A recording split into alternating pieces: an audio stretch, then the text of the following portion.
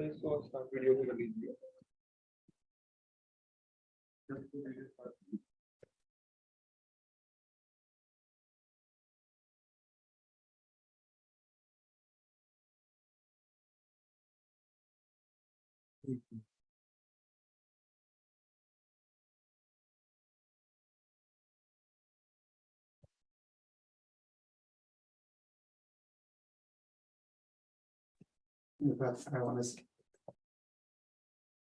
Hello, Soborno. Hello. Could you please introduce me to yourself? Yes. Soborno. Very welcome to Meridian Overseas Education Consultants, Soborno, and to all our viewers. Soborno Isaac Bari, 11-year-old child prodigy, is here with us, and he's going to talk about how to make maths and physics as easy as ABC. Let me give you a quick bio about Soborno. And Soborno is a child prodigy who's been, facilitated by President Obama. Soborno has launched books in 2019, which was The Love, and Manish in 2023. Many congratulations, Soborno, on launching a book. Also, Soborno was born in New York, and he's only 11 years old, but he's in 12th grade. So well done, Soborno, on reaching academic heights as early as 11 years in your career. All right, and you've been studying undergraduate at Brooklyn University, Brooklyn College, and also you're a graduate student at the Stony Brook University and CMT scholar at NYU. That's great. Also, Soborno has already scored 500 in his SAT exam. So that's wonderful, Soborno. And he's the youngest perfect scorer in AP Calculus, PC. So Soborno, very well done at that. And we have our viewers from a lot of schools in India and colleges, and they were very excited to see you. And they want to know, how is it that you make maths and physics as easy as ABC? So thank you so much for that question. So that's a very big question, and I see that the students have broken it up into 11 smaller questions from what I can see here. So it's a very important thing to first get inspired and learn how to make math, learn math before you see how to bring the path forward, how to advance your mathematical career, and how to feel like you're not, and how to not feel like you're rotting away whenever you enter a college math lecture. How do you make math fun, and how do you make math easy? And the same applies for physics. That's a very big question. So first of all, I would like to share how I got inspired to start math and physics, because that's the first step to doing math and physics. So I was first inspired or motivated to do physics when I turned 2 on April 9th, 2014. On that day, I was led to a little secret room that my dad had been preparing for some time. It was pretty small, and he called it Room 0. There were some instructions written on the wall and a book lying on the floor. And the instructions said, find the author and the name of the book. So I saw my dad take a seat in the corner, and as he was staring at me, I tried looking over the instructions, and I thought, well, can't I just look at the cover or the front of the book? But I found out that he had actually censored every single instance of the name of the author and of the title of the book in every single page. So I took a look at that book and tried flipping through every page and understanding the equations and diagrams, but I couldn't seem to get a hold of it until I saw this one very inspiring diagram. I can't remember what page it was on, but it was somewhere. And this diagram, I think it's called Newton's cannonball, and I might have just spoiled the answer there, but it was basically of a picture of the Earth with a cannonball on top of it. And this cannonball was shooting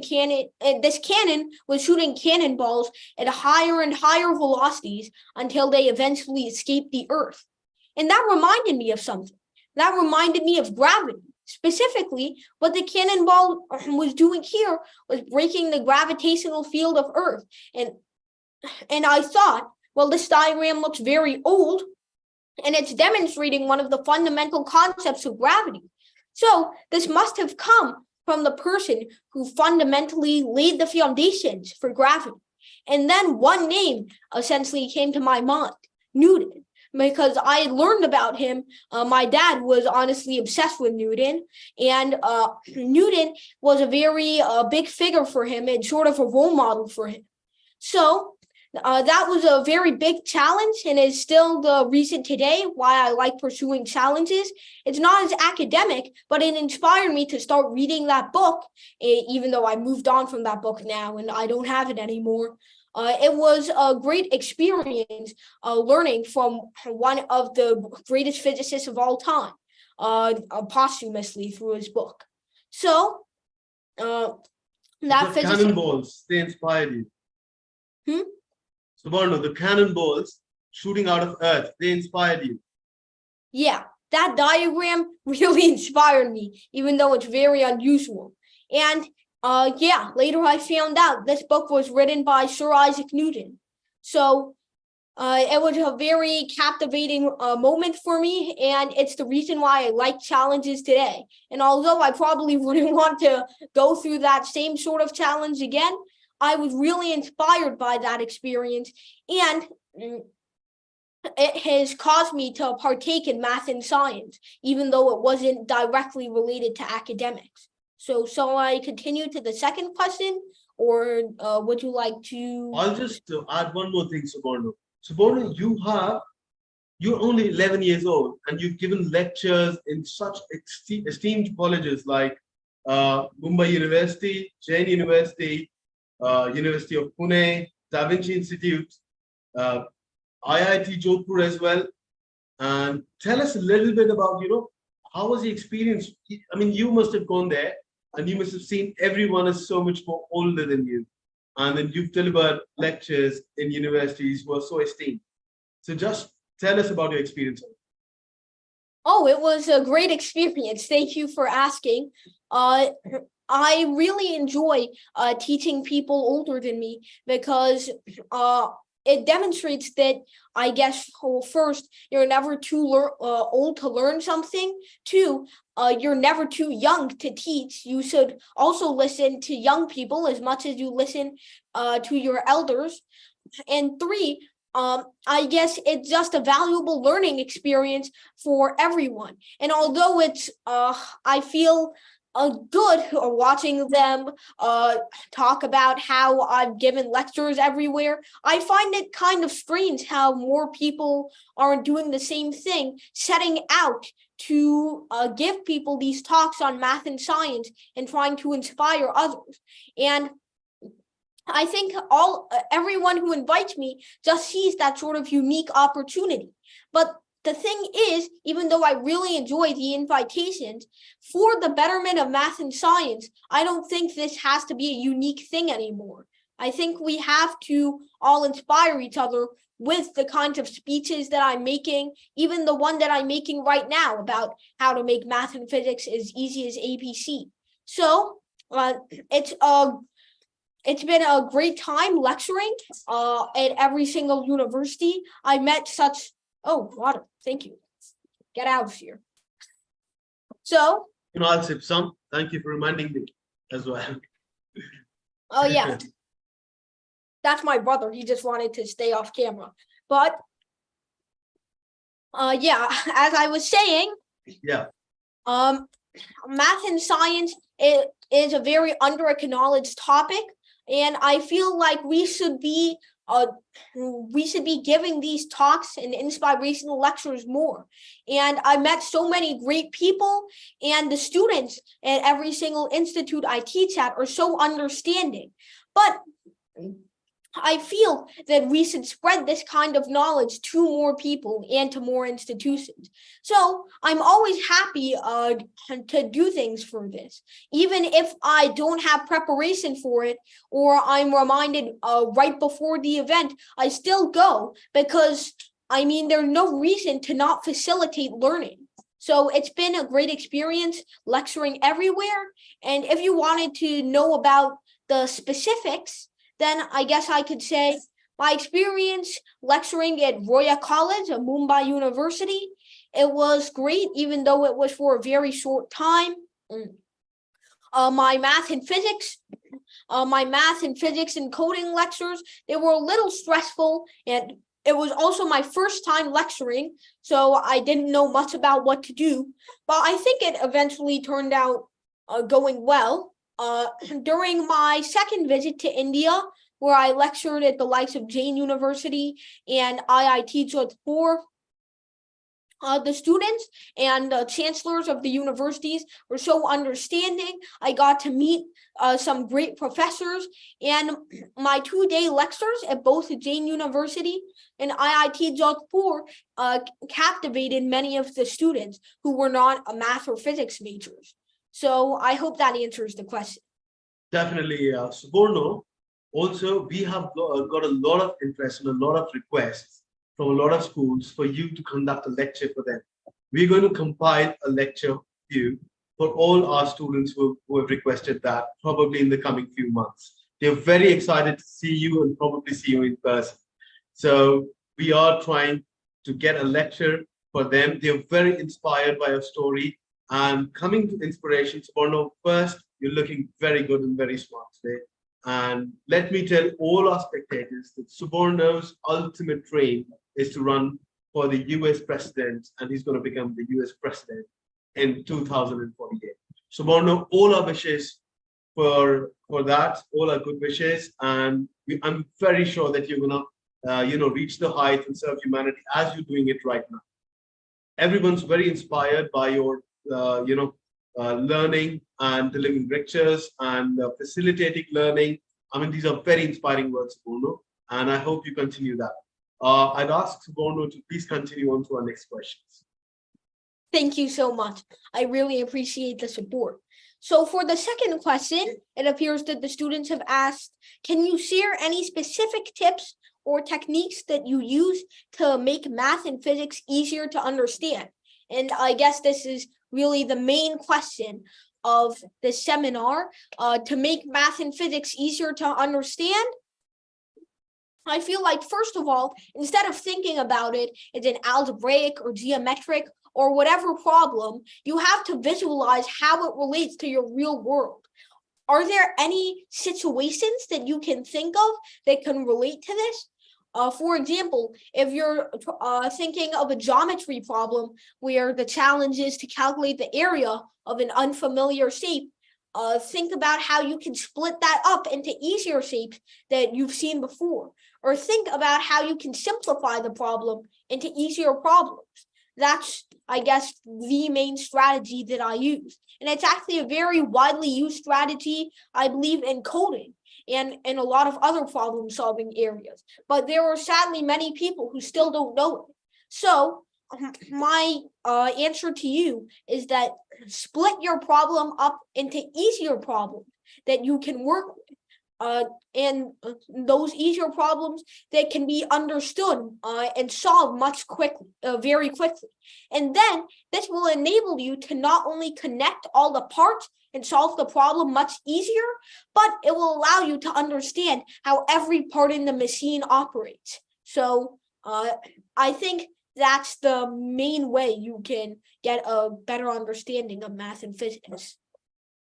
Well, very well said, Soborno. I'm sure our students will definitely take a leaf out of it, and they're going to have this in their thoughts before they attempt any question of maths and physics or to solve any complex problems. I mean, this just not only help in math and physics, but it also helps to have a thinking mind on how to solve any problem in life or academically. So thank you so much for that. I'd also like to introduce on our panel today Ms. Moushumi Banerjee, who is going to, who has been prominent in, getting you on board from our organization, and who has been connecting with all the schools and universities and the main link between us and you. So Moushumi has been in constant touch with you, Soborno, and She also has a list of questions which the schools have sent to her, and she's going to be asking you a few questions, which I'm sure you'll be very happy to answer. Great. I'd be Mostly, very. if you could just say hello, and also please greet Soborno. Namaste, Master Soborno. How are you? Namaste. I'm doing very well, and I hope that you're having a good day. Yeah, definitely. And I'm so excited to meet you here. And every one of us, like all my students, along with all the organization members. Thank you. I'm so excited to meet you and your organization as well. And I hope that all of your students will learn from this captivating experience. Certainly. So, Master Soborno, since I've already shared few questions with you, if you can take it further, and then I have few remaining questions from other students of the schools, and post that, I'll take it further with you. Yeah, of course. That will work as well. Yeah. So, and these questions will be after I go through all the questions that were given beforehand. It would be good. Yeah. Go on, please. Okay. So for the third question, it appears, how do you approach complex math problems or physics concepts? Is there a particular method or mindset that you employ? So that's a very good question. And I think that one of the best strategies is to take a look at the problem first, try solving it with whatever method you have. And if it doesn't work, you get stuck, then rip that page away. Think about it in a different context. See if you can try a different strategy, and if you can make connections from that strategy to your old one in order to solve the problem quicker. Instead of taking a very, very slow path with lots of hard turns and dangerous corners, you can try seeking out a new, less dangerous path, and try connecting that to the old one you had before when you got stuck there too. So I think that one of the best strategies there is universally is to just take a fresh look at the problem, take a little break, and then instead of using the strategy you used before, try seeking out a different method. Try avoiding what you did before in order to see if you can make any new insights that will help you connect to your old problem and resolve any questions you have. And as I said before, another great way to understand is to break your problem down into easier to understand or easier to digest subproblems.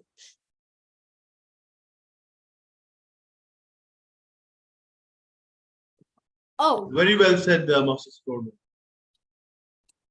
Before you go on to the next question, I have a request, and I'm going to take up this question. Can you explain a complex physics concept in a way that would make it accessible and exciting for someone with no background in the academic field? Well, I think that there's a quote from, I think it was Einstein, that summarizes this best. If you can't explain a concept to a 5-year-old, you don't understand it yourself. So just like that, I think that you should have, and that actually is an answer that I didn't think of to my earlier question. Trying to teach others with no background is one of the best things you can do. In fact, there are people who try to do this all the time. So being able to simplify and break down those concepts into something that a layman or a laywoman can understand is basically the foundation of your understanding.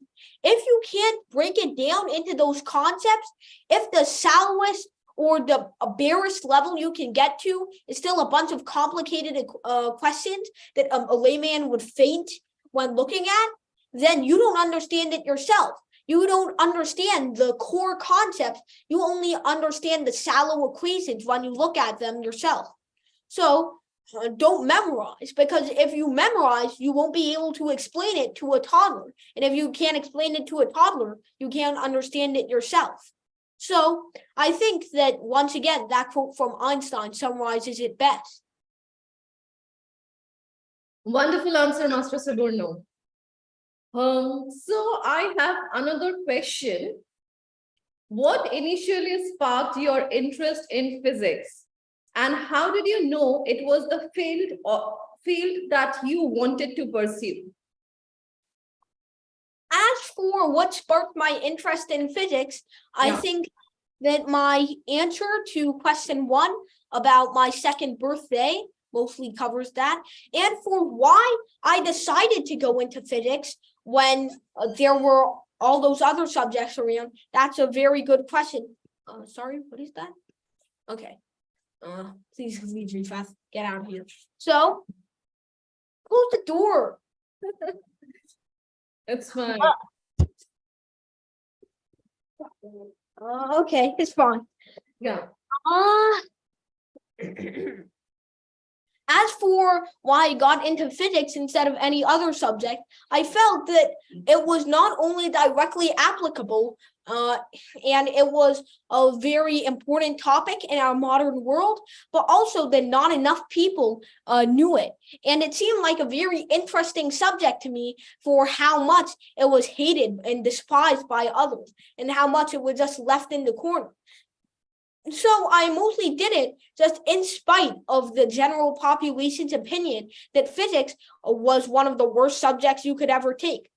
I thought, why can't I inspire others to do physics the same way I do by doing this? And besides, I found physics very fun to do, more fun than other subjects, because it was like taking the real world and being able to describe everything you saw precisely. So it was a very gratifying experience for me to learn physics more so than any other subject, because I could really connect it to my world directly.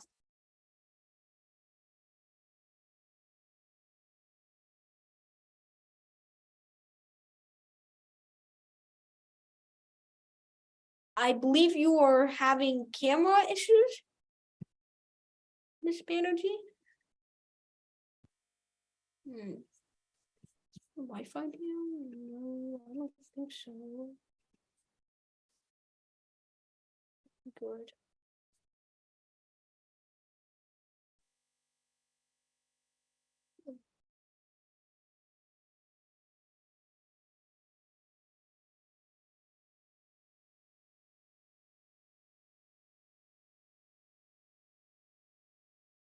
Not good.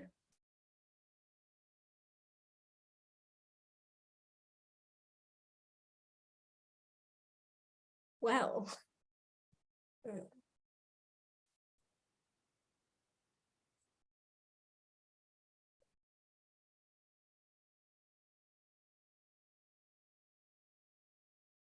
That's lost. Let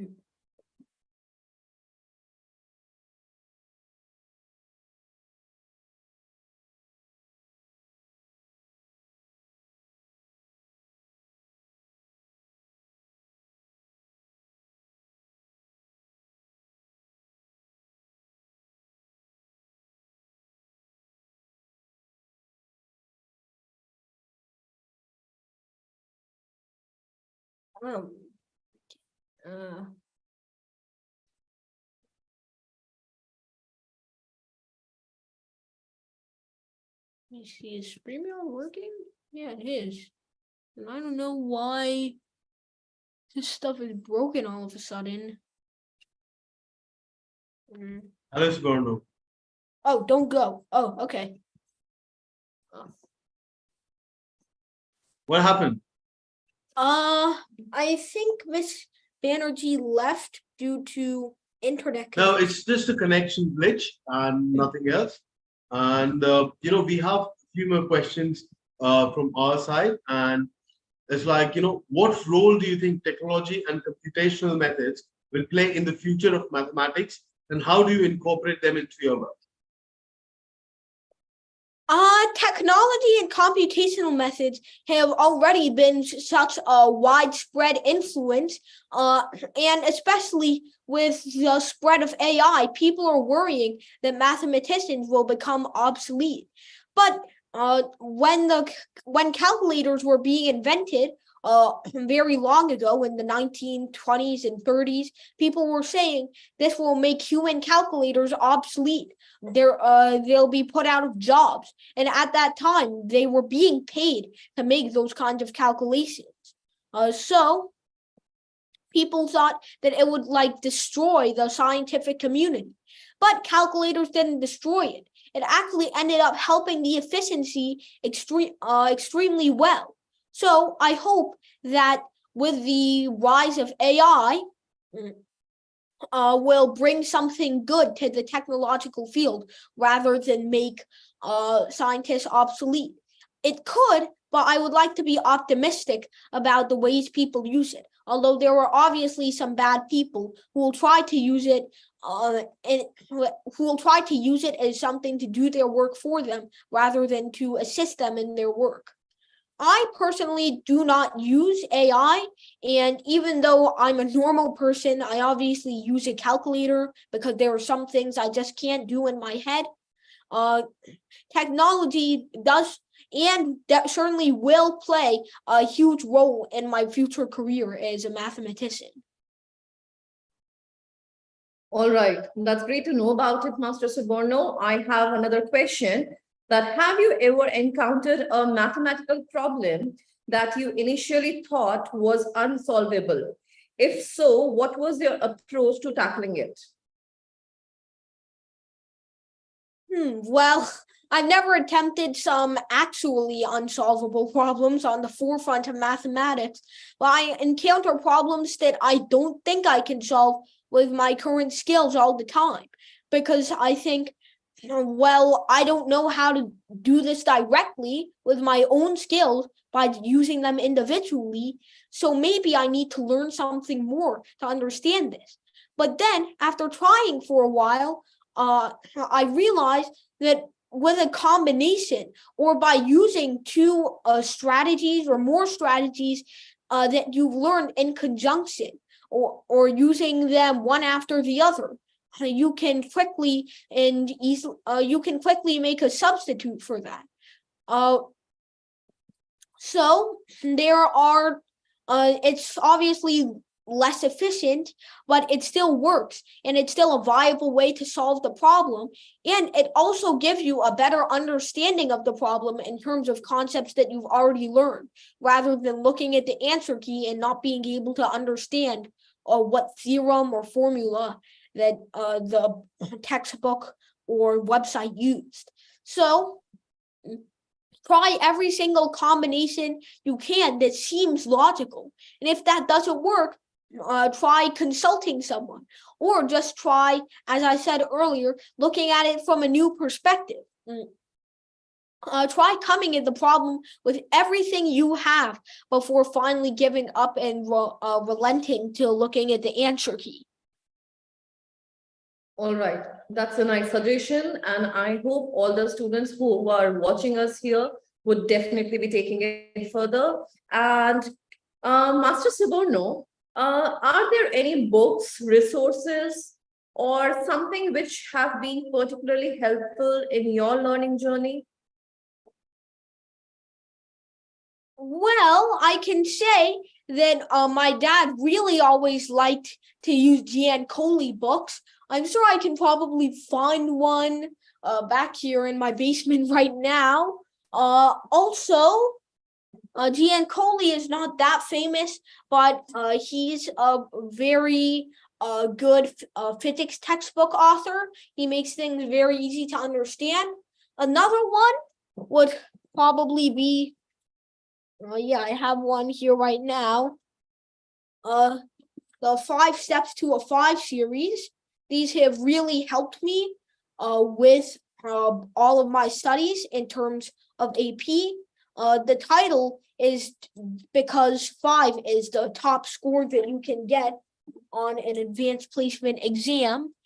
And one more, I guess I could say, is the Art of Problem Solving Volume 1. I'm not sure if I have it back here, but yeah, they have been all very valuable in helping me learn a lot of math and physics, and I think they are great resources for helping others.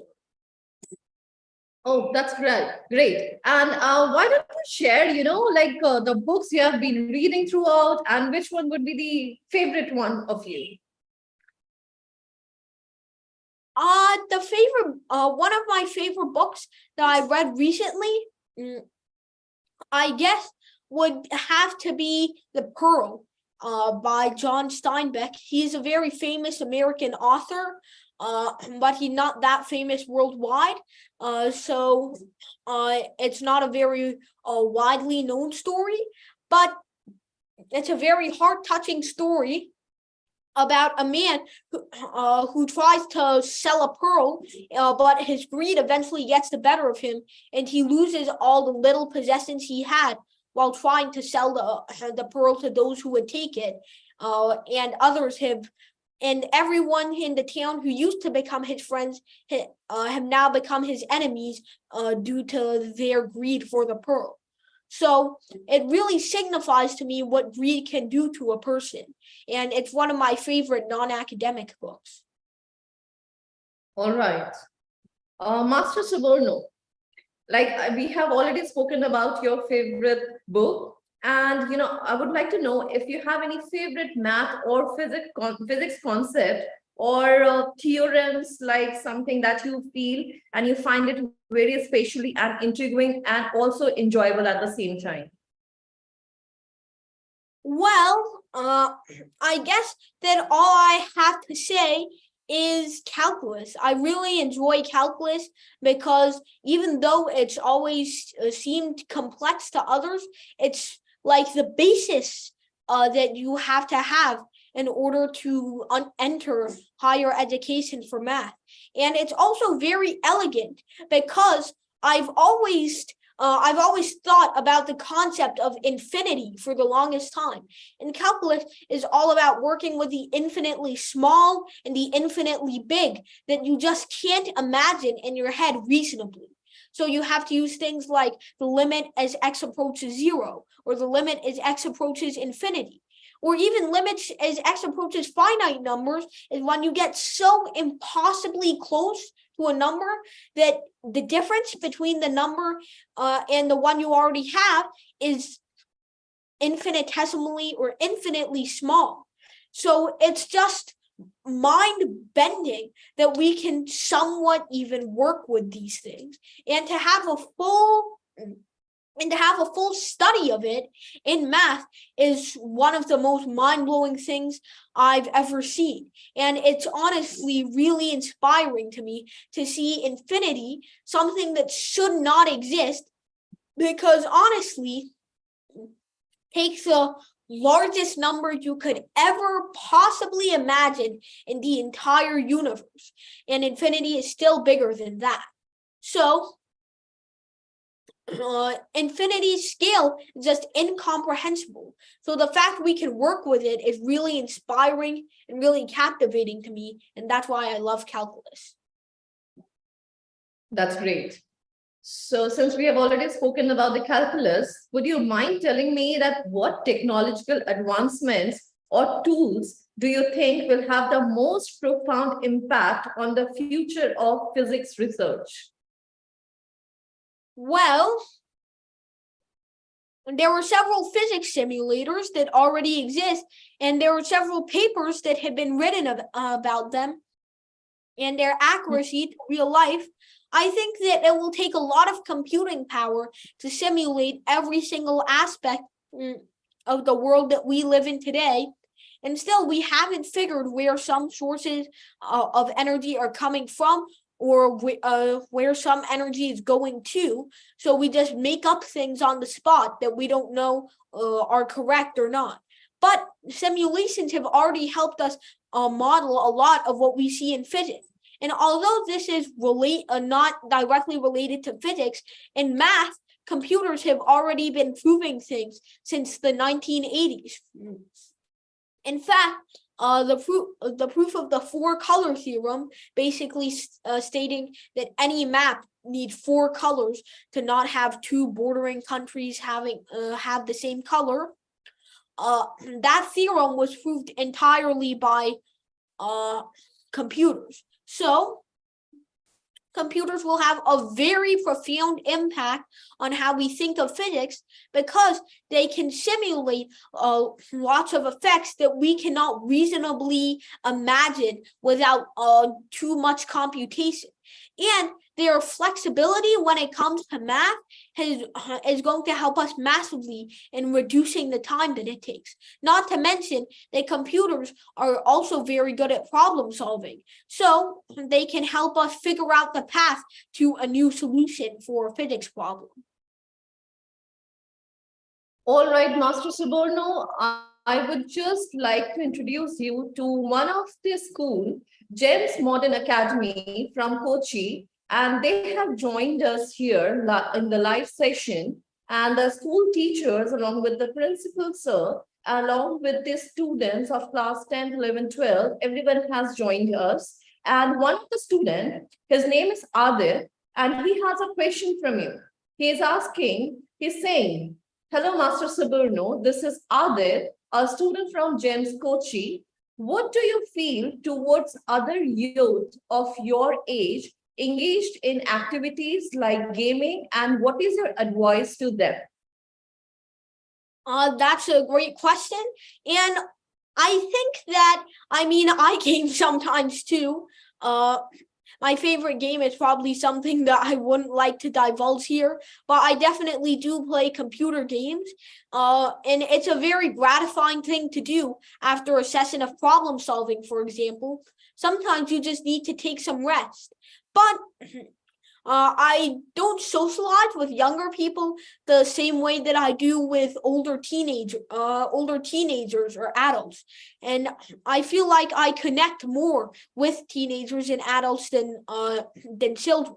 So I really moved out of interacting with people my age after 2021, when I got out of 4th grade and moved up to 9th grade. So after that, I was basically done interacting with students my age, and I didn't really get along with them as well as I did with those who were 5 or 6 years older than me. All right, Master Soborno. Adit, I hope you have got the answer of your question. And also, I would like to introduce you that they have written their introduction here. We are from GEMS Modern Academy, Kochi, and we are attending this webinar with our students of grade 10. Math is usually a dreaded subject. Can we get a chance to ask questions to Soborno? Your tips to boost up interest in the subject and to strive on even with repeated failures, thereby getting to love the subject and gradually get the grip. Well, the biggest thing to do there is perseverance. You have to persevere no matter what. If, as I said before, if you can't solve a problem, try giving it a fresh look after some time. Try thinking about it in a different manner. Do everything you can to stop yourself from looking at the answer key. Even try getting a hint from a friend who's better at physics as a last resort. All you have to do is not look at the answer key until it's too late. You persevere as hard as you can. It doesn't matter if you failed 1,000 times, because that doesn't mean anything for your 1,001st attempt. Just try finding a new way. Don't walk on the paths that already have led you to a dead end. Try thinking of something new and imaginative. So, try thinking of a concept that seems to not fit in with what you're doing right now. For example, say you're stuck in a maze. You're stuck in some heads maze and there's no way out. You can't go up, down, left or right, north, east, west or south. All the exits are blocked. So what do you have to do? You climb up. instead of going in any of the directions forward or backward, all you have to do is climb up the hedges and just walk out of the maze. When you don't have any direction to go on the X or Y axis, jump on the Z axis. Just like that, if you don't have anything, if you don't have anything that you've already tested that seems to work, then try something that you usually wouldn't think of. Don't hesitate to do something just because it doesn't seem like it would work. I mean, the things that you tried earlier seemed like they would work, but they didn't. So, just because something seems like it won't work doesn't mean it has to not work. So, try everything you can and really hesitate from looking at the answer key, because looking at the answer key when you've only tried once or twice is like a deadly poison. It leaves you with a very shallow understanding of the problem. You don't feel happy about looking at the answer key because you just gave up in the middle of the problem. And for problems like this, moving forward, you won't have as deep an understanding. So you'll have to look at the answer key again and again and again, and it becomes a repeated negative feedback. So, yeah, that's really what I'm saying. All I'm saying is try anything and everything you can, even if it's unexpected. Just don't look at the answer key. Please sip some water, Master Soborno. Thank you. Yeah. So I have a next question. Like right now you said that one should not be demotivated and should go on and keep trying about it. Also tell me at the same time, how do you handle test anxiety? I mean, which is related to a pressure of maths and physics at the same time. I don't really have that much test anxiety because I feel like tests are just another thing. If you fail, that's a learning experience. You can do better next test, unless it's the final, and then you should have studied for it. But you can always think of it as a learning experience. You can always think of it as, oh, I'll do better next time, rather than, oh, I'll do the same next time. You can learn from what you got wrong and try to look at your weak areas that you didn't know about before this test. Don't think of a test as merely a number that will prevent you from getting into college. Think of a test as something you can use to aid yourself in becoming a better person and aid yourself in going to college. So tests are one of the most important things, and being test anxious is mainly the reason why people perceive tests is so bad, because they're not really using it for, because teachers aren't really using it for its intended purpose. They're using it to just assign numbers to the students and give them more or less work as necessary, instead of showing them where their weak areas are and helping them work on it. So that's my response to test anxiety. We should not be having test anxiety if our teachers and our principals are assigning tests correctly. We should not view tests ourselves as challenges just meant to be mindlessly done, but learning experience that can help you if you pass or fail. All right, Master Soborno, you have already shared about the educational book which your father actually helped you in, and like you have shared about the favorite book of yours which actually helped you in learning more about maths and physics. Also, I would like to know that if you would like to share any online resources which helped you in your learning and which would be beneficial for the other students. Well, there are lots of very good online resources that I could probably mention here. One of the best that is definitely under-acknowledged is just The Art of Problem Solving by itself, which is a sort of big website, but it's still not as well known as others. Other than that, there are many online resources. I could recommend many that are already known, but I guess the organic chemistry tutor, which is a very famous channel on YouTube, is actually where I learned a lot of chemistry concepts. So it's also a great channel as well. And other than that, I'm not sure if I can reasonably recommend anything that hasn't already been said, like, for example, Khan Academy or the physics classroom, etc. Yeah. If in case you come across any of the names like which you have already used for yourself, please share it with us, and I would definitely like to share it with all of my students. Of course. Yeah. And tell me something of, some of your memorable moment wherein you felt aha, and you felt like, the challenges which has come to you about your maths and physics, and you were able to deal with it very easily. You must have some of the aha moments in your life. I feel like there are too many to count and remember at this point. But I feel like one of the biggest ones was when I was reading my calculus textbook. Let's see if I still have it. Nope, I don't. Oh, shoot. When I was reading my calculus textbook for a power series and something like that, and I realized, aha. So this is how that connects to that.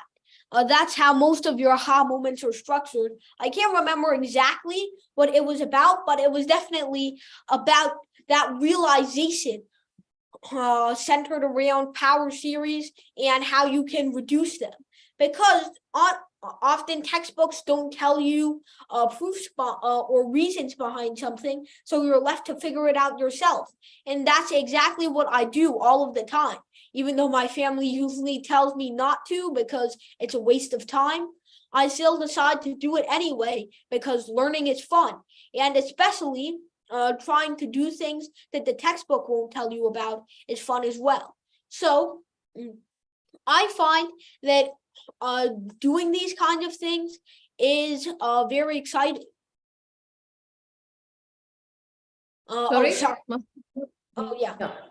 I find that these aha moments are very exciting and are like, I guess, the most happy things about life as a mathematician or physicist or even as a student, because it gives you this moment of euphoria and you feel like everything's good because you finally have a conceptual understanding. You could explain this to a toddler if you had to.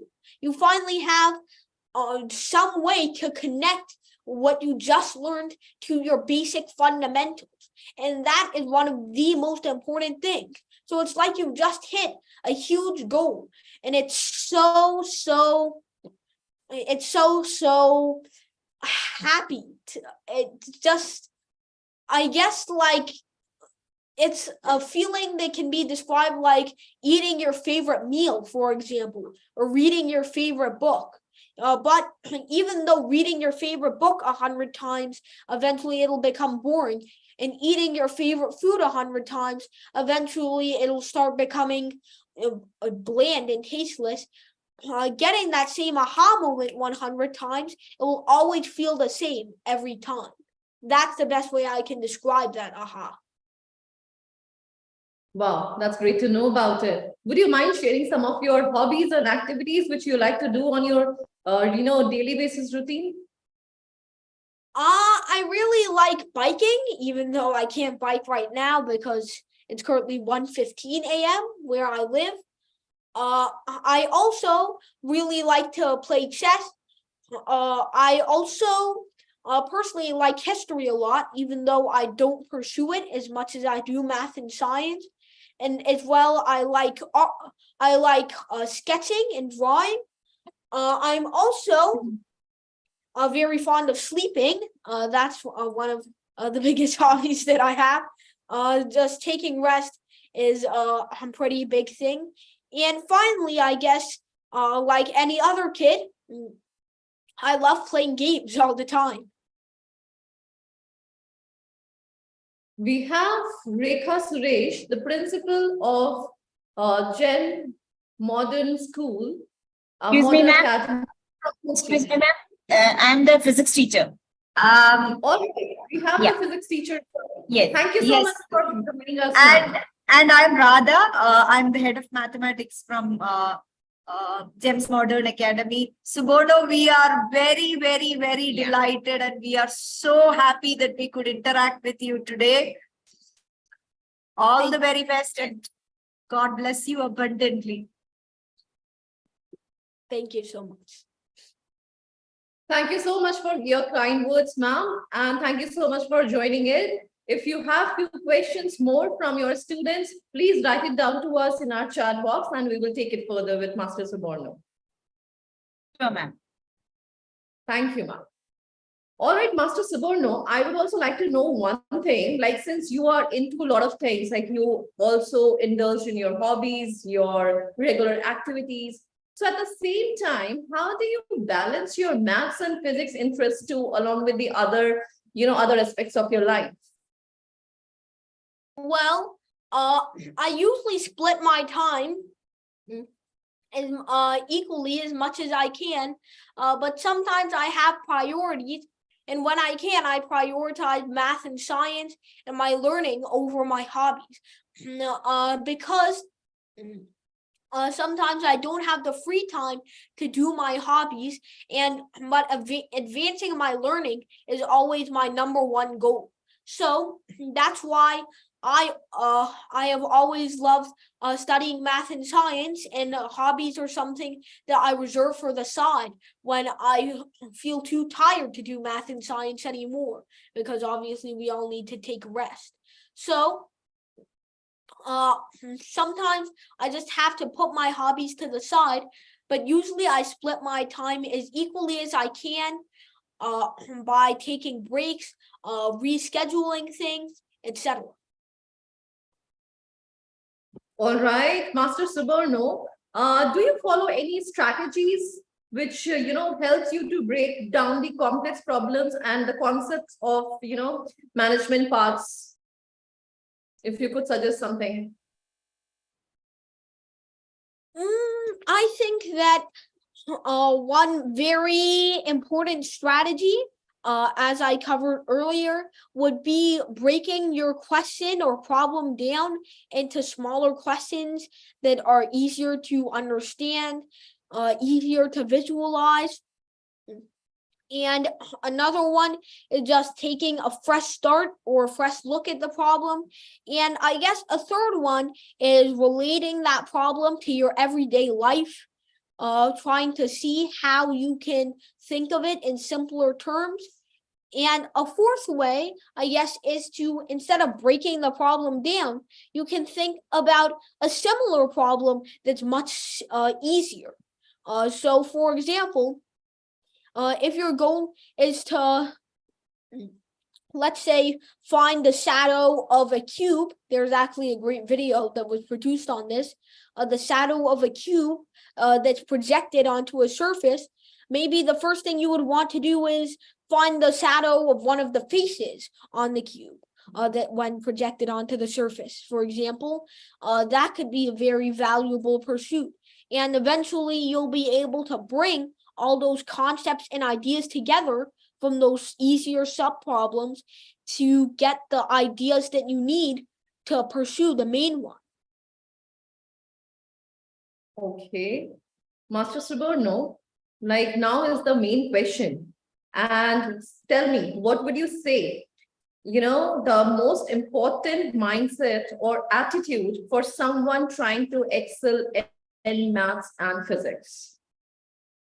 I think the most important attitude is to persevere and never give up on any problem that you meet, any challenge that you face. You should always try to build up on what you already know, and when you can, don't just take a break and say, I'm not ready for this yet. Try pursuing it using any method you can. And if you find it not fun, that's not your problem. That's the problem of the way you're learning it. So if you find the textbook boring to read or a class boring to watch, well, don't drop your class, but definitely sell that textbook away. So you can find some other resources, for example, online, or you could even find another textbook that caters to your understanding more. All you have to do is just persevere. And if you find something that seems unapproachable, then try using your normal methods in a way that seems clever. If you feel like you're not learning anything, or it's like a chore to learn math and physics, then the way you're learning math and physics is not the best way for you. So throw out that textbook or drop that class, take a better class or buy a better textbook, or even find resources online. Anything that works for you is the best way. Master Soborno, since you're already a child laureate and also you go to many of the universities and also to the IITs for your lectures, would you mind telling me that how do you plan to continue with your learning journey? I plan to attend a university in order to become a professor and researcher, in order to learn more about mathematics and science for humanity, and also to be able to inspire more people and make them think that math and science isn't just a boring class. It's something that can be applied to the real world and something that can be visualized and imagined in very easy ways. There are so many online resources that do this already, but they're not formal classes. They don't cover as many topics. So I seek to bring this kind of mindset to formal settings like schools and universities in order to better humanity's stance on mathematics.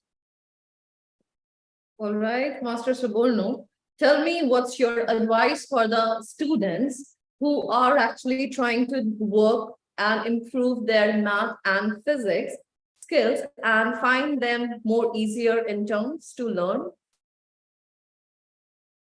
So I think that my number one advice would have to be as I said before, failing 1,000 times doesn't mean anything for your 1,001st attempt. Just because you failed the last 1,000 times doesn't mean that you can't find something new your 1,001st time. As long as you try something different, as long as you have the creativity to come up with something unique, there will never be a way that you can't do it.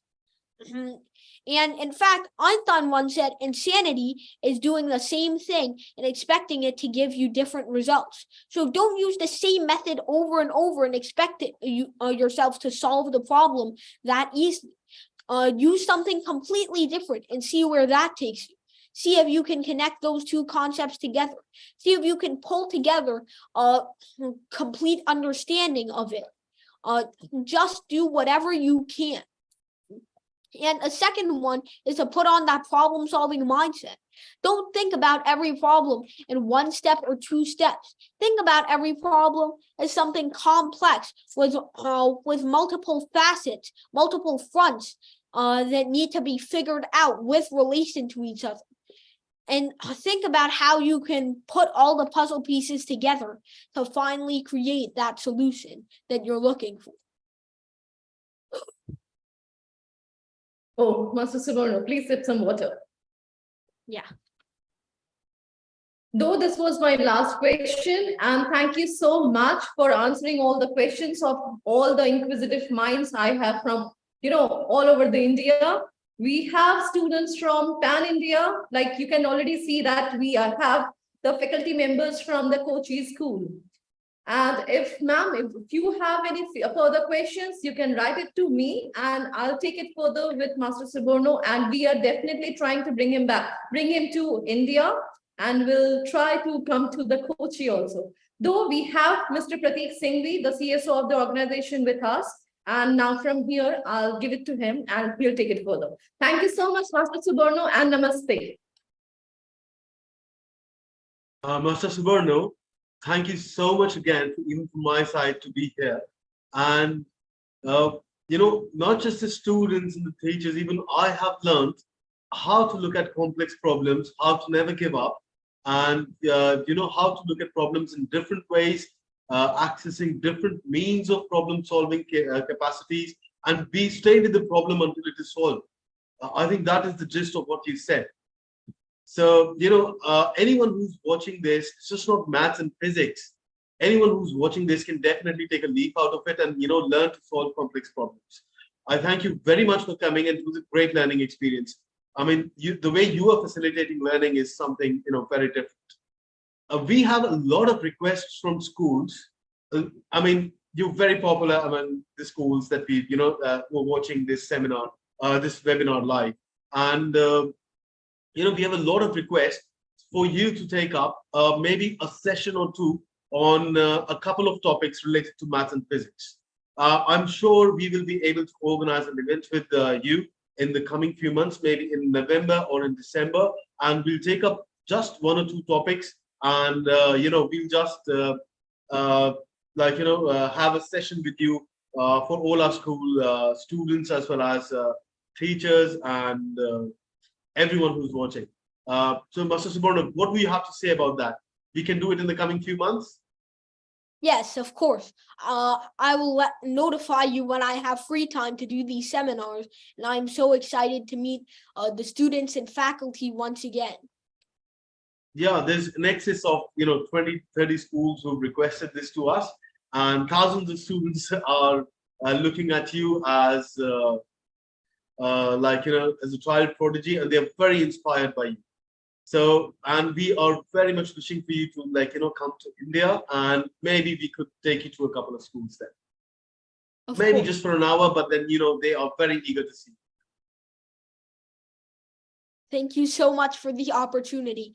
I will be very eager to meet them as well. Thank you so much, Master Soborno, and thank you for taking your time out. Namaste. Namaste. All right, thank you everyone for watching, and Master Soborno is going to be with us again in the coming few months, as he's already said, depending on his time. But then, yes, I'm sure Master Soborno will be able to squeeze out just an hour for us. He stayed up late today to give this session to us, because the time difference is huge between the India and the US. But we are all very, very thankful for this, Master Soborno. Thank you, Meridian Overseas, for an opportunity to us as well. Thank you so much. Thank you so much, ma'am. Thank you. All right, Master Soborno, good night for you and good morning for us. Okay. I hope that you all have a good day in India.